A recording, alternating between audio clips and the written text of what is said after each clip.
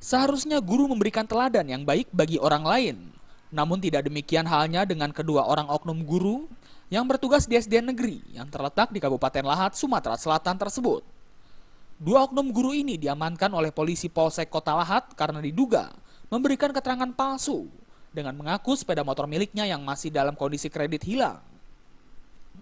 Tersangka atas nama Yeni warga Pagar Agung, Kecamatan Lahat tercatat sebagai pegawai negeri sipil guru SD dan rekannya Ade, 34 tahun, warga Sukanegara, guru honorer SD di Lahat. Kedua oknum guru SD ini sebelumnya datang ke Mapolsek Lahat dengan alasan hendak melaporkan kehilangan sepeda motornya jenis Honda CB 150R di halaman rumahnya. Namun setelah dilakukan penyelidikan terungkap jika motor yang dilaporkan tersangka Yeni ternyata digadaikannya ke rekanannya. Ade saat ini juga ikut ditahan di Mapolsek Lahat. Melaporkan ke Polsek tentang kehilangan sepeda motornya.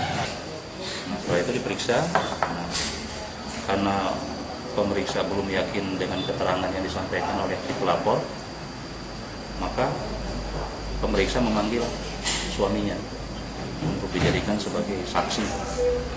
Diperiksa, ternyata setelah diperiksa, suaminya itu dengan beberapa pertanyaan oleh si pemeriksa, akibat sudah terlalu banyak pertanyaan, dia menjadi bingung dan mengakui bahwa motor yang dilaporkan istrinya itu adalah digadaikan.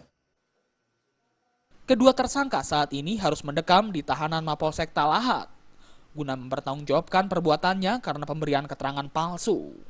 Dari Kabupaten Lahat, Sumatera Selatan, Jamil Hasan melaporkan.